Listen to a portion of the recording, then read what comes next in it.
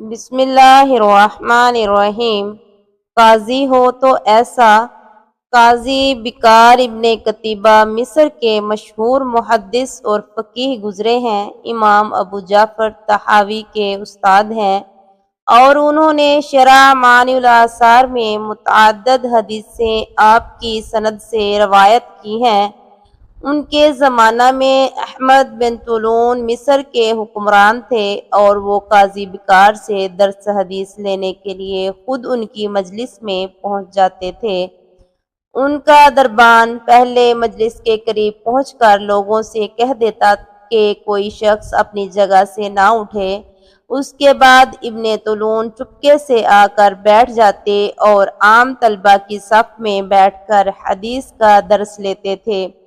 ایک زمانہ تک ابن طولون اور قاضی بکار کے تعلقات بہت خوشگوار رہے۔ اس عرصہ میں احمد بن طولون قاضی صاحب کی تنخواہ کے علاوہ ان کی خدمت میں سالانہ 1000 دینار بطور ہدیہ پیش کیا کرتے تھے۔ اتفاق سے ایک سیاسی مسئلہ میں قاضی صاحب اور احمد بن طولون کا اختلاف ہو گیا۔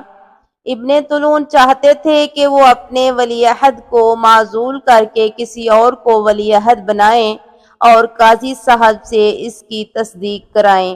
قاضی صاحب اسے درست نہ سمجھتے تھے، اس لیے انہوں نے انکار کر دیا۔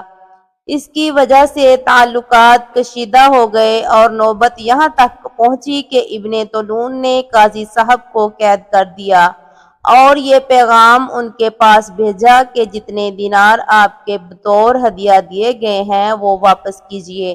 سالانہ 1000 دینار کا سلسلہ 18 سال سے جاری تھا، اس لیے مطالبہ یہ تھا کہ 18,000 دینار فوراً واپس کیے جائیں۔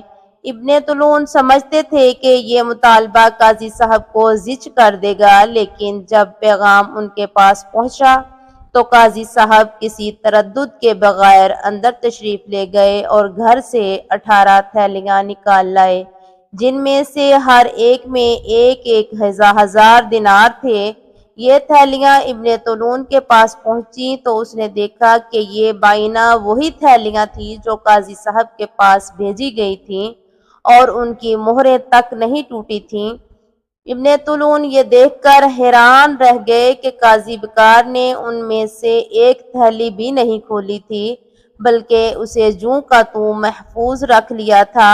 بعد میں معلوم ہوا کہ قاضی بکار نے اس خیال سے انہیں استعمال نہیں کیا کہ امیر کے بلا شبہ اس سے اچھے تعلقات ہیں، لیکن کبھی اختلاف پیدا ہوا تو انہیں جوں کا توں لوٹایا جا سکے گا۔ ابن طولون قاضی بکار کی یہ بلندی کردار، ذہانت و حکمت اور استغنا کی نرالی شان دیکھ کر شرم سے عرق عرق ہو گیا۔ جزاکم اللہ خیرا۔